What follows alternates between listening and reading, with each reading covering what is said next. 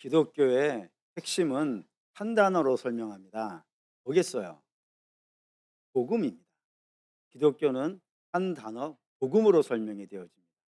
그럼 당연히 복음은 뭐냐라고 물어보면은 우리는 하나님을 모르는 죄인으로서 원래는요, 심판을 받아야 되는 자인데 하나님의 그 무한하신 사랑, 곧 아들을 내어주시는 그 아들이 우리의 죄를 대신하여 죽으심으로 말미암아 우리는 공로 없이, 대가 없이, 자격 없이, 행한 것 없이, 값 없이 거저 구원받았다. 그게 복음의 내용입니다.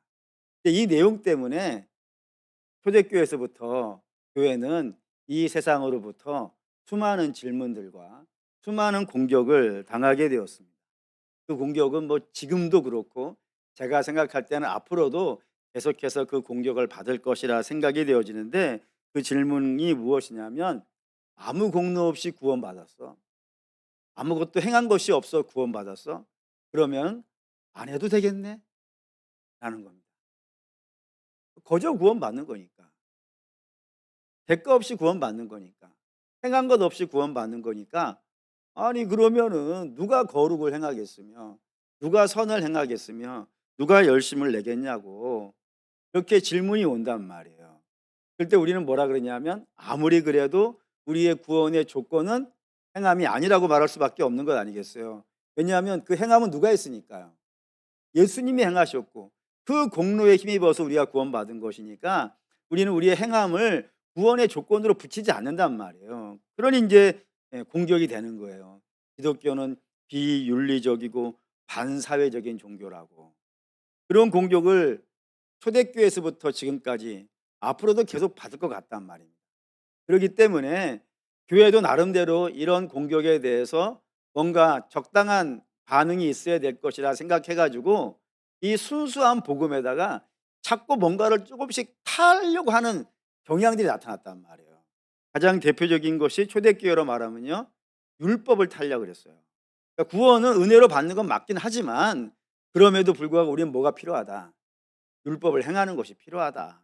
율법을 행하지 않고서는 구원에 이를 수 없다라고 하면서 이 행함을 살짝 타기도 했어요. 아니야, 살짝은 아니야. 초대교회 때는 많이 탔어요. 그래서 갈라디아서 같은 경우에는 우리가 이번 주부터 보시겠지만 바울이 어마어마하게 싸우는, 심지어는 뭐라 그래요? 다른 복음을 전하는 자라면은 천사라더라도 저주를 받는 것이만. 사도 바울 이런 표현을 쓴다는 게 얼마나 센 표현이겠어요.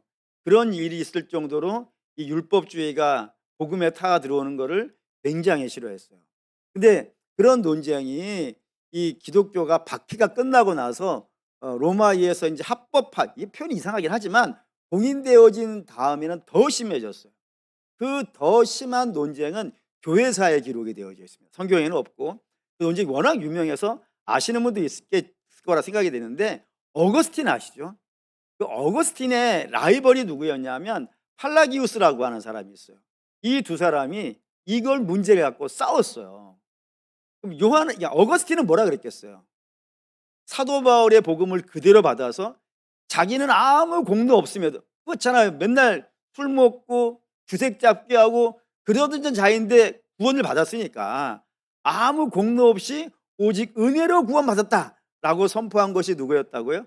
어거스틴. 그럼 팔라기우스라는 사람은 뭐라고 얘기하냐면은 아담이 지은 죄는 아담으로 끝나는 거라고 이렇게 얘기를 했어요.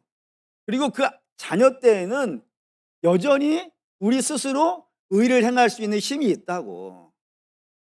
그러니 은혜가 필요 없는 것은 아니지만 그건 부가적인 것이고, 실제로는 우리가 구원받으려면 어떻게 해야 된다고요?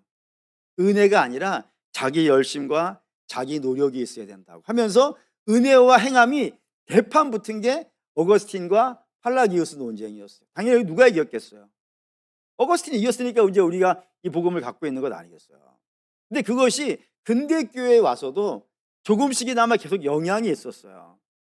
좀 조심스럽긴 하지만 가장 대표적인 것이 감리교가 그런 특성을 가지고 있어요.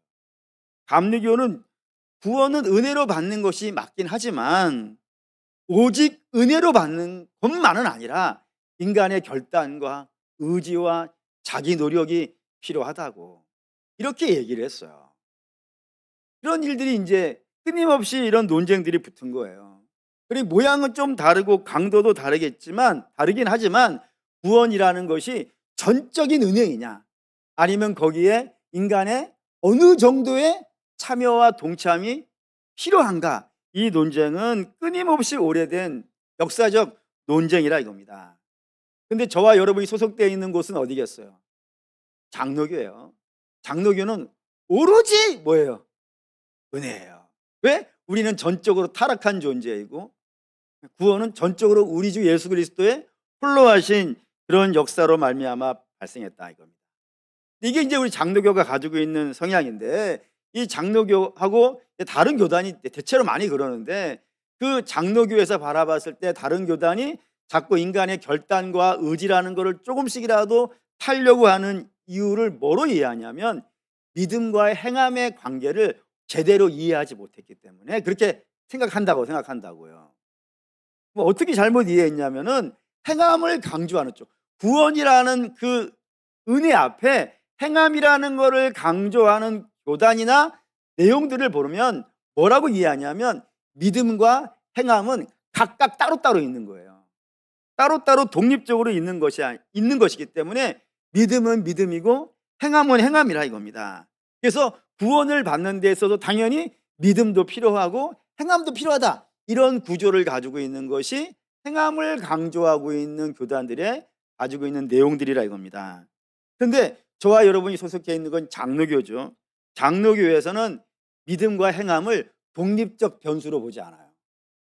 서로 연결되어져 있다고 봐요. 단 선과 후가 있을 뿐이에요. 선은 뭐겠어요? 믿음이에요.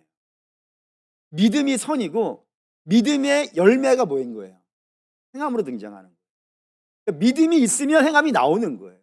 믿음이 없으면요, 그게 결과가 열매니까 나올 수가 없다라는 구조를 가지고 있어요. 그래서 우리가 거룩을 행하고 선을 행하고 의를 행하기 위해서는 반드시 조건이 필요하다 이겁니다. 그 조건이 뭔 거예요? 구원받음이 있어요. 구원받음이 있는 자가 의를 행할 수 있고 거룩을 행할 수 있고 선을 행할 수 있지, 구원받지 않은 자는 저에게서 어떠한 선한 것도 나오지 않는다. 이 구조를 가지고 있는 것이 장로교의 구원관이고 저는 그게 맞다고 생각하는 거예요. 왜냐하면 성경이 몽땅 다 이 얘기를 해요. 예를 든다면 가장 유명한 이야기 한번 해봅시다. 에스겔 골짜기에 마른 뼈가 있습니다. 이 마른 뼈는 무엇을 상징하는 것이겠어요? 이스라엘을 상징합니다. 왜 이스라엘을 마른 뼈라고 보여주셨을까요? 하나님께서 저들이 죽어있기 때문이라 이겁니다. 나라는 망했고 백성들은 포로로 끌려가서 저들은 예배도 할 수 없고 하나님 말씀에 순종할 수도 없고 오로지 누구의 말을 들을 수밖에 없어요. 자기 주인의 말을 듣고, 바벨론 사람들이 주인이니까 그 주인의 말을 듣고 살아갈 수밖에 없는 자이니 저에게서는 의가 나올 수 없어요. 하나님 말씀이 의인데 뭐 원수에게 사로잡혀 있으니 거기에서 무슨 의가 나올 수 있겠어요. 그럴 때 주께서 유명한 말씀을 하십니다. 봅시다. 이건 에스겔 37장 3절입니다. 읽겠습니다. 그가 내게 이르시되 인자야 내 이 뼈들이 능히 살 수 있겠느냐 하시기로 내가 대답하되 주 여호와여 주께서 아시나이다. 주께서 에스겔에게 물은 거예요. 야, 이 뼈가 살겠냐 안 살겠냐 했을 때 에스겔이 뭐라 그랬다고요? 주가 아십니다. 왜 주가 아신다고 했을까요? 이쪽 마른 뼈 쪽에서는 할 수 있는 게 없어서 그래요. 마른 뼈가 뭐를 할 수 있겠어요? 마른 뼈는 그냥 널브러져 있는 것이지, 이미 마른 뼈라 그랬으니까 유탈도 끝난 거 아니겠어요. 그래서 그냥 바짝 말라, 죽은 지 오래돼서 바짝 말라 있는 뼈인데 거기에서 무슨 선한 것이 나오겠으며 역사가 나오겠어요. 이 뼈가 살 수 있는 유일한 길이 있다면 딱 하나의 길밖에 없으니 그 길이 뭐라고요? 하나님이 하시면 할 수 있다 이거예요. 하나님께서 명하시죠. 명하시니까 뼈와 뼈들이 붙고요, 그 위에 살이 채워지고 근육이 생기고 혈관이 통하고 가죽이 덮여가지고 결국에는 뭐가 되더라고요? 군대가 되었다는 걸 보지 않습니까? 여러분, 군대라고 하는 것은 모양을 갖고 있는, 그러니까 모양이 군대라는 의미가 아니에요. 군대는 뭐를 할 수 있어요? 전쟁을 하는 거예요. 그러니까 마른 뼈 있을 땐 아무것도 못해. 마른 뼈에서 무슨 전쟁을 할 수 있겠어요? 하나님께 저들을 살려놓으니까 비로소 뭐를 할 수 있는 거예요? 전쟁할 수 있고. 어디서요? 그 열방 한가운데에서. 그 믿음이 없는 바벨론이라고 불리는 그 불신의 세계의 최고의 정점 가운데에서 믿음의 삶을 살아갈 수 있는 것은 하나님 저들을 살려놓아야 가능한 것이지, 저들이 살아있지 아니하면은 아무것도 할 수 없다는 의미로 되어져 있다 이겁니다. 이거 신약도 마찬가지예요. 한번 봅시다. 이것도 에베소 2장 1절 많이 봤지만 또 봅시다. 에베소 2장 1절 구원받기 전에 모습이 등장해요. 2장 1절 읽겠습니다. 그는 허물과 죄로 죽었던 너희를 살리셨도다 했습니다. 이 땅의 모든 사람들은 허물과 죄로 죽어있는 자예요. 죽어있는 자니까 그가 할 수 있는 일은 뭐가 있겠습니까? 죽어있는 자가 할 수 있는 일은 딱 하나입니다. 썩어서 흙으로 돌아가는 겁니다. 주께서 너는 흙이니 흙으로 돌아가라 했으니까 죽은 자가 할 수 있는 유일한 것은 썩어 부패하여서 흙으로 돌아가는 것 외에 아무것도 할 수 없습니다. 거기에 의가 있을 수 없고 거룩이 있을 수 없어요. 그러니까 뭐를 하냐면 2장 2절밖에 하면 못합니다. 읽겠습니다. 그때 너희는 그 가운데서 행하여 이 세상 풍조를 따르고 공중의 권세 잡은 자를 따랐으니 곧 지금 불순종의 아들들 가운데서 역사하는 영이다. 이 땅에 허물과 죄로 죽은 자는 딱 두 가지밖에 못한다는 거예요. 하나는 뭐를 하고 세상 풍조나 따라 살고, 두 번째는요 공중 권세 잡은 자의 종로로 타는 것. 이거 외에 뭐를 할 수 있겠냐 이거예요. 그래서 저들이 받을 운명은 뭐밖에 없다고요? 하나님의 심판밖에 없는, 그게 허물과 죄로 죽어있는 자인데, 그런 죽은 자를 주께서 어떻게 하셨다고요? 살려내셨다 이거예요. 살려내셨기 때문에 이제 저들이 뭐를 할 수 있냐면은 이방인과 유대인 사이에 막혀 있었던 담이 헐리고, 그리고 그들이 손을 잡고 하나님 앞에 나와서요 교회가 되어지는 거예요. 하나님이 하시지 아니하면은 이 허물과 죄로 죽어있는 자는 교회가 될 수도 없고, 로마서에 있는 표현으로 바꾼다면은 모든 사람이 죄를 범하였으며 하나님의 영광에 이르지 못하는 거예요. 하나님의 영광이라니까 천국만 상정하지 마시고 의도 하나님의 영광이고 거룩도 하나님의 영광이고 하나님의 기쁨이 되는 삶도 하나님의 영광 아니겠어요?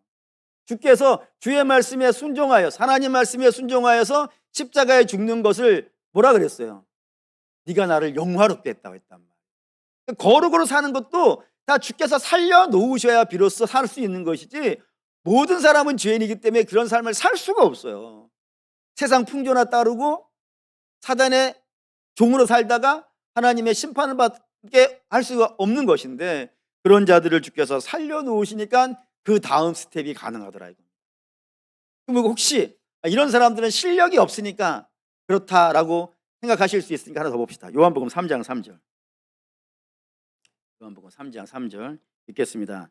예수께서 대답하여 이르시되 진실로 진실로 내게 이르노니 사람이 거듭나지 아니하면 하나님의 나라를 볼 수 없느니라 했습니다. 여기에 거듭나지 아니하면 하나님 나라를 볼 수 없다, 이 이야기를 들은 사람이 있어요.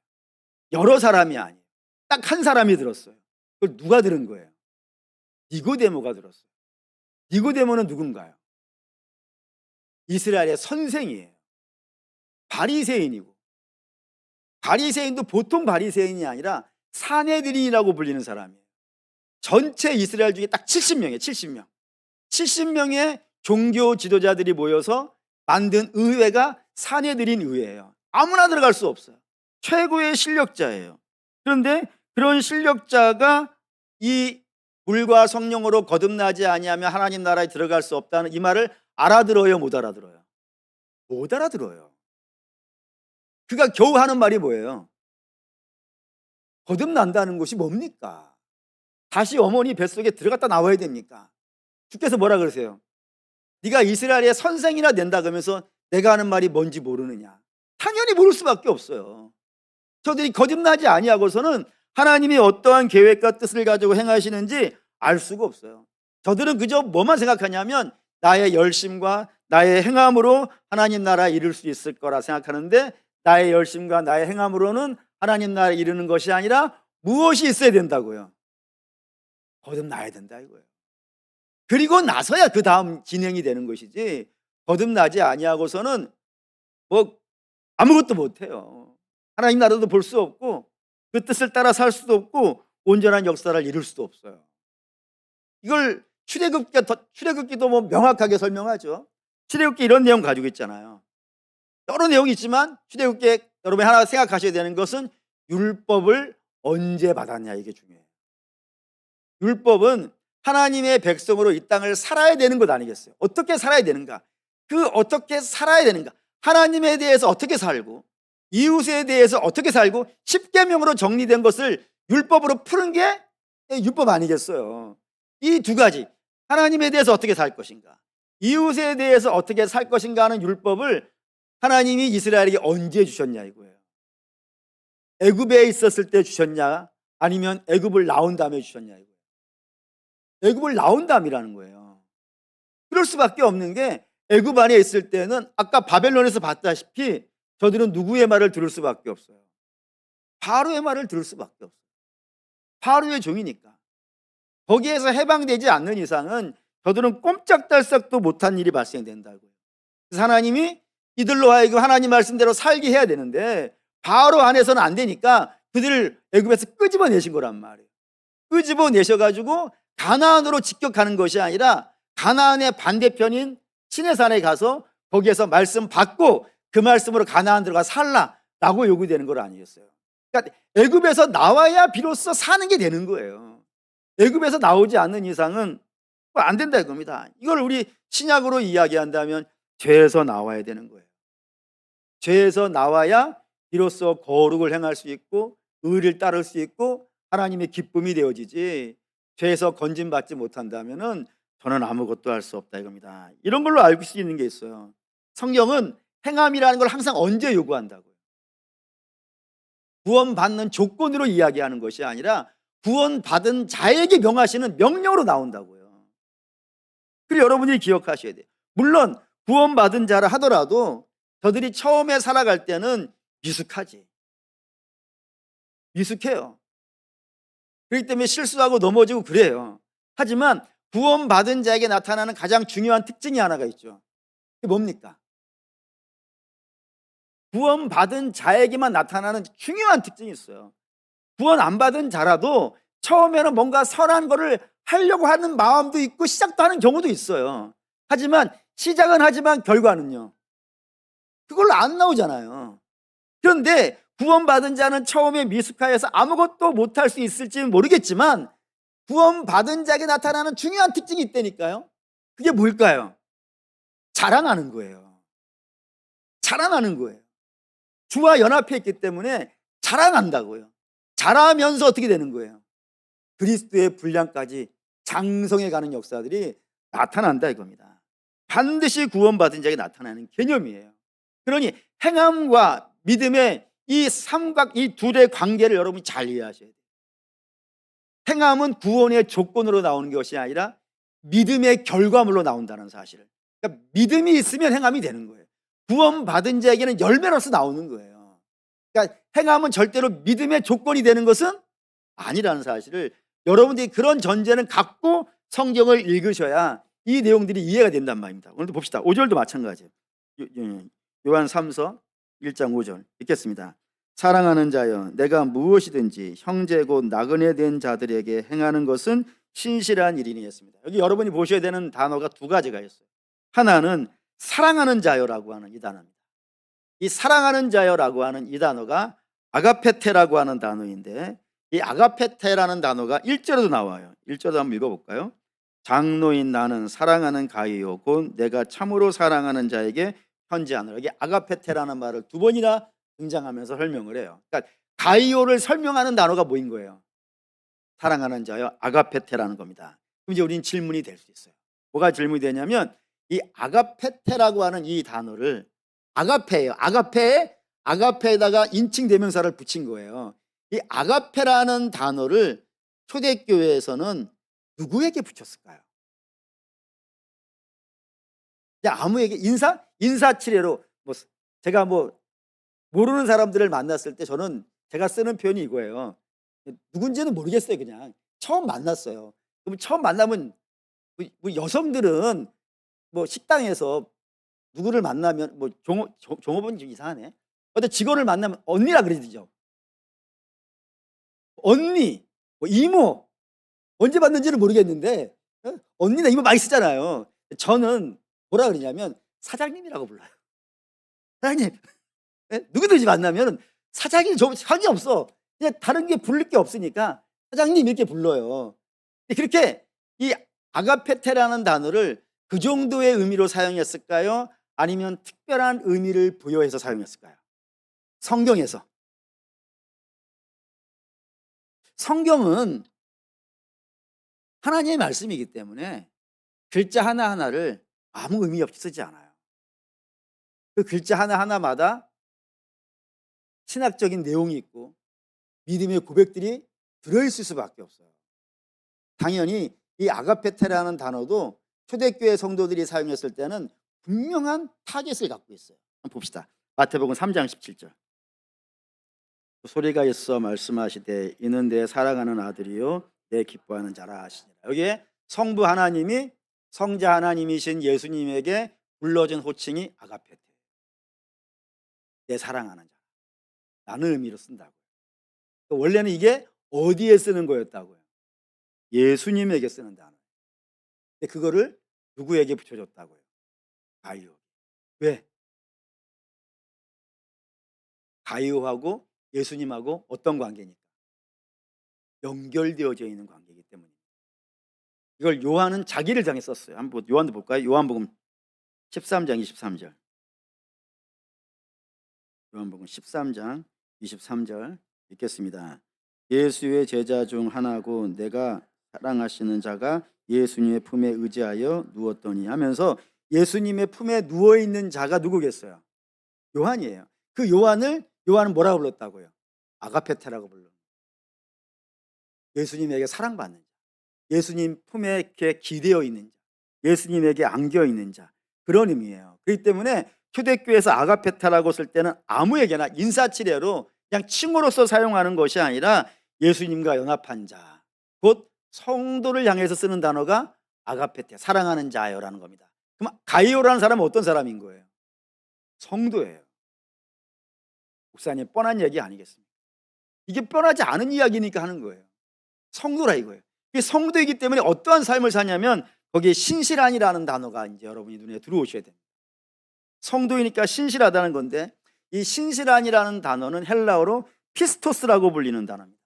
이 피스토스라고 하는 단어의 뜻은 뭐냐면은 믿음에 합당한 행동이라는 뜻이에요.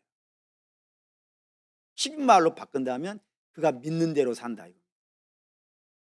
그러니까 이 가이오라는 성도는 어떻게 살고 있는 사람이라고요? 성도이고 믿는 자이고 믿는 자이니까 그 믿음에 합당한 삶을 살고 있더라는 거예요. 그러니까 행동이 어디서 나오는지 여러분 보셔야 되는 거예요. 그의 행동이 믿음에서 출발하고 있는 거예요. 믿음이 없다면 이 신실함이라는 건 나올 수 없어요. 근데 그가 예수님과 연합해 있는 자이기 때문에 우리가 포도나무장 다시 한번 생각해 보신다면 예수님은 나무이고 너희는 가지라 했어요. 그래서 가지가 나무에 붙어 있으면 그 가지에 뭐가 열린다고요? 열매가 열리는데 그 열매는 누구의 열매예요? 나무의 열매예요. 나무의 열매가 맺혀진다고. 곧 가이오라는 사람도 예수님에게 붙어 있으니까 그의 삶에 예수님이 기뻐하시는 열매들이 나타났다 이거예요. 그 믿음이 나타났다고 열매로. 그럼 어떤 유의 열매가 나타났길래 그렇게 이야기하냐면 5절에 이런 표현이 있어요. 나그네 된 자에게 행하는 것은이라고 되어 있어요. 너가 믿음이 있기 때문에 나그네 된 자를 이렇게 대접했다라는 거예요. 그럼 이제 당연히 이 나그네 된 자는 누구겠어요? 이 본문에서 등장하는 나그네 된 자라는 것은 그냥 이렇게 우리 주변에서 이렇게 뜨내기처럼 왔다 갔다 하는 그런 사람을 의미하진 않아요. 여기에서 나그네 된 자라는 것은 사도 바울 같은 사람을 말해요. 다시 말해서 복음을 들고 이곳저곳 다니면서 전하고 있는 자들, 그런 자들을 나그네란다고요. 근데 이 나그네 된 자에게는 결정적인 문제가 하나가 있어요. 그게 뭐냐면 돌아다니니까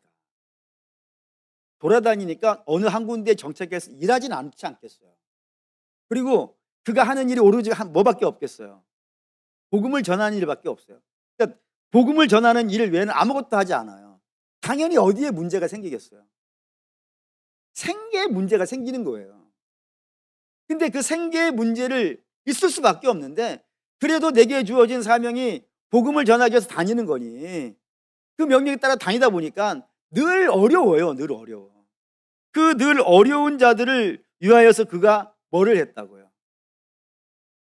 7절 볼까요? 7절 읽겠습니다.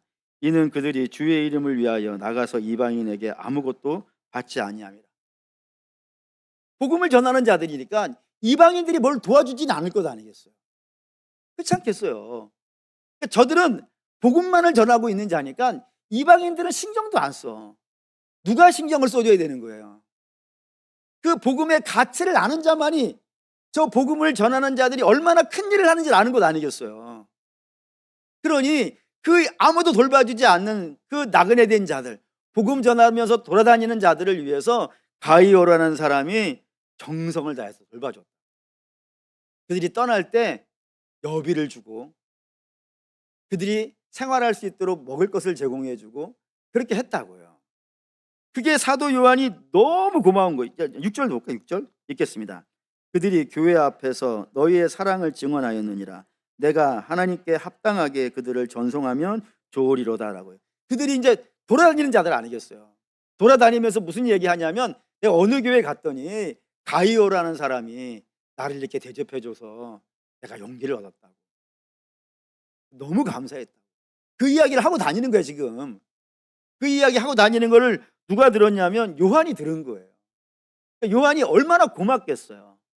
너무너무 고마워가지고 그 감사로 그를 위해서 축복 기도해 준 것이 우리가 지난주에 봤던 내 영혼이 잘된 같이 내가 범사에 잘되고 강건하기를 원한다.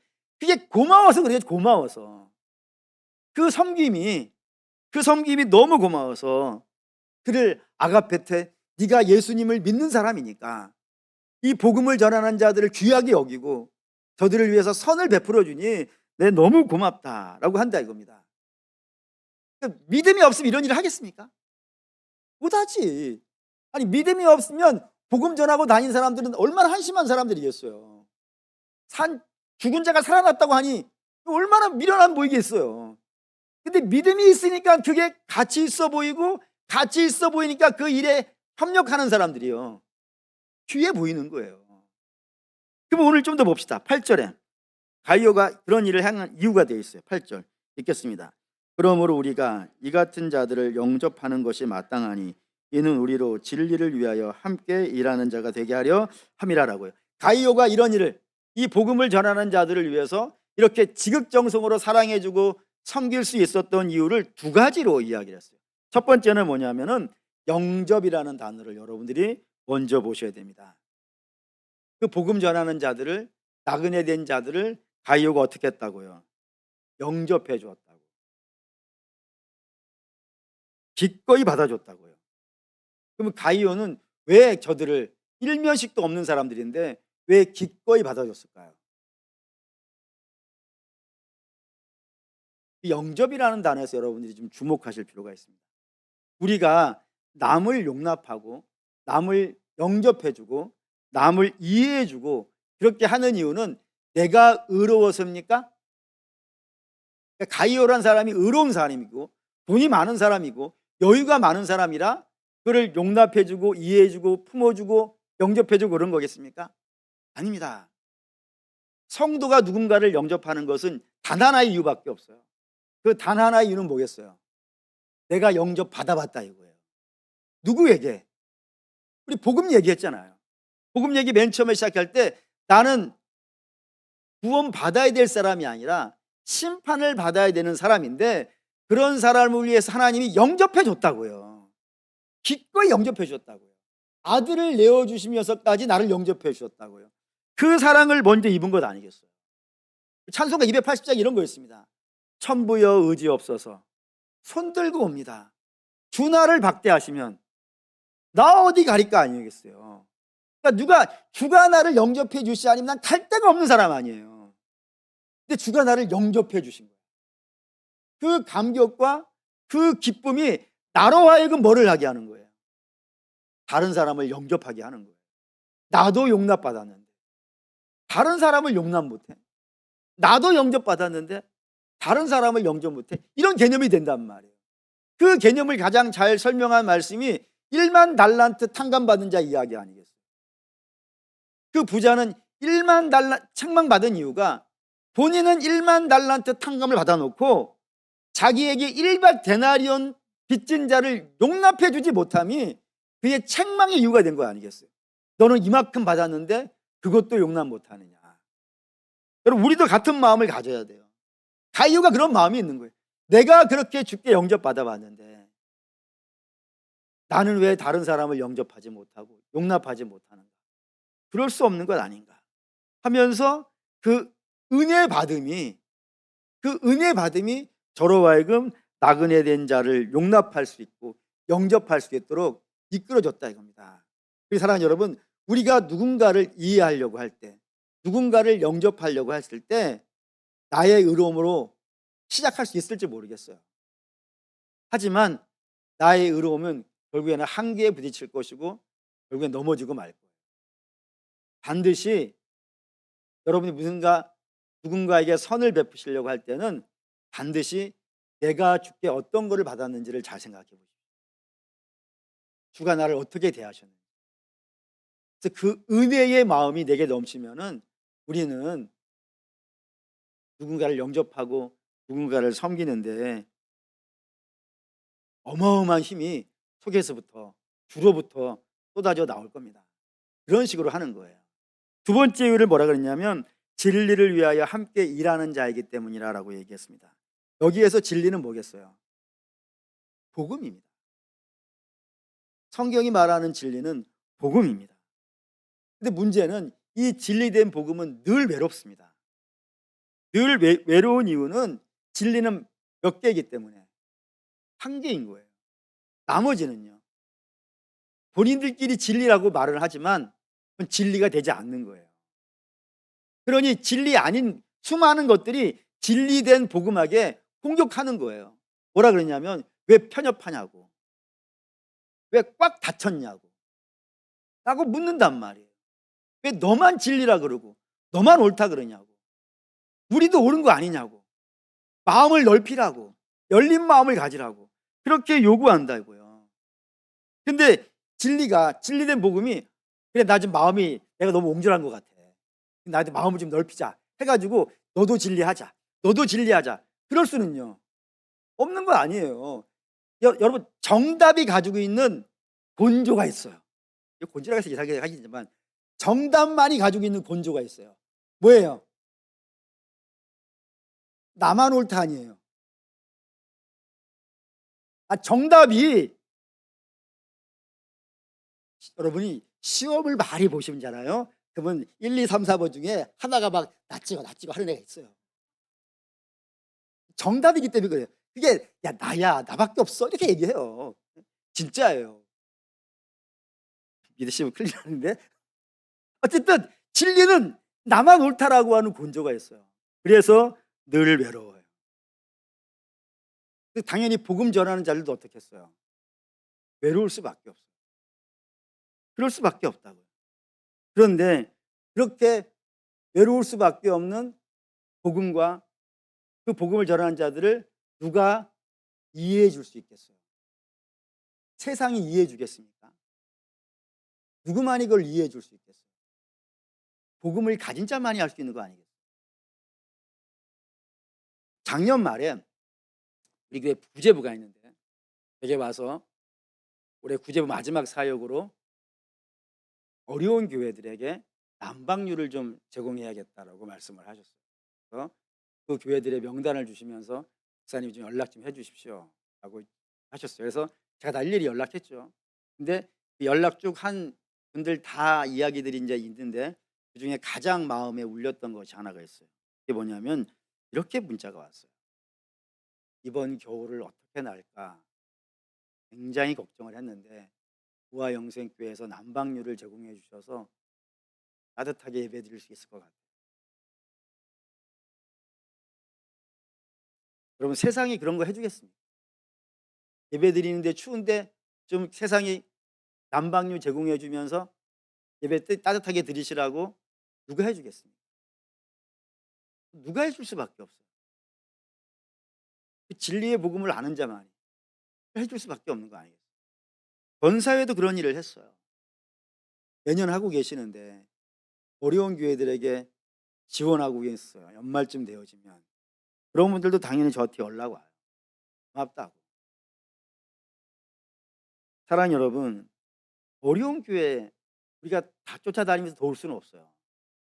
하지만 우리가 할 수 있는 부분이 있다 이겁니다. 각자의 형편에 맞게 할 수 있는 영역들이 있어요. 그것에 대해서 우리가 열심히 할 뿐입니다. 근데 다행히 이번 겨울에 '목회를 그만할까.' 라는 결심을 하셨던 분들이 그런 도움으로 말미암아 '네, 올해 겨울도 힘내보자.'라고 할 수 있다면요. 그럼 큰일 하신 겁니다. 정말 큰일 하신 겁니다. 그런 겁니다. 요한이 지금 그런 이야기하고 있어요. 가이오 성도님, 다시 말해서 구원받은 자 가이오여, 당신이 그 어려운 자들을 영접해 주시고 도와주신 결과 저들이 실족하지 않고 오늘도 용기 내어서 다른 지역에 복음을 들고 갈 수 있게 되었으니 참 감사하고 고맙습니다. 그럼 이거를, 이런 거룩을, 이런 선을, 이런 열심을 누가 품을 수 있겠냐? 하나님을 알고 그분의 사랑을 알며 그분이 내게 행하신 역사를 아는 자들이 하는 것 아니겠어요? 그런 것이라 이겁니다. 오늘 본문을 가지고 이야기하기 때문에 이 거룩과 선과 의라고 하는 것을 하나님의 종들을 섬기는 것으로 이야기했지만, 하나님이 기뻐하시는 일이 어디 그런 섬김만 있겠습니까? 하나님 말씀을 따라 살아가는 모든 삶이 다 거룩이고 의겠죠. 근데 그런 하나님 말씀을 따라 살아가는 것, 주의 말씀 따라 순종하고 살아가는 것, 세상이 할 리가 없지 않겠어요? 자기 열심으로 그걸 할 수가 있는 게 아니지 않겠어요? 오로지 그 모든 것들은 구원받은 자, 그리고 구원의 가치를 아는 자, 그런 자들이 그 은혜에 감격하여서 할 수 있는 거룩이 아니겠어요? 믿음이 없으면, 구원받지 못했으면 이 일을 할 수 없는데, 저 안에 있는 믿음이 그로 하여금 그 일을 하게 한 것이라 이겁니다. 그럼 이제 결론합시다. 은혜와 행함을 여러분 정리되셔야 돼요. 구원은 어떻게 받는다? 전적인 하나님의 은혜로 받는다. 근데 하나님의 은혜를 입은 자들은 그들의 삶에 아름다운 열매들이 있다. 그러니 여러분 거꾸로 생각해 보시면 굉장히 힘들고 어려운 문제가 돼요. 뭐냐면 내 삶에 열매가 없다. 그러면은 뭔가 심각한 문제가 생긴 거죠. 거기가 우리의 기도의 자리고 회개의 자리고 도움의 요청에 대한 자리가 됩니다. 그러니까 구원이 행함의 조건보다 훨씬 더 세요, 이게. 구원받은 자는 반드시 열매가 있어야 돼. 열매가 없어? 어딘가에 문제가 있지. 이렇게 보는 겁니다. 서로 사랑하는 믿음의 성도 여러분, 말하고 원하는데 본문 속의 가이오처럼 우리는 구원받은 자인 줄 믿사오니, 그 구원받은 자의 믿음이 삶으로 아름답게 열매 맺는 그런 역사가 2026년 저와 여러분에게 조금씩이 아니라 그냥 풍성하게 열리는 그런 해가 되시기를 주의 이름으로 축원합니다.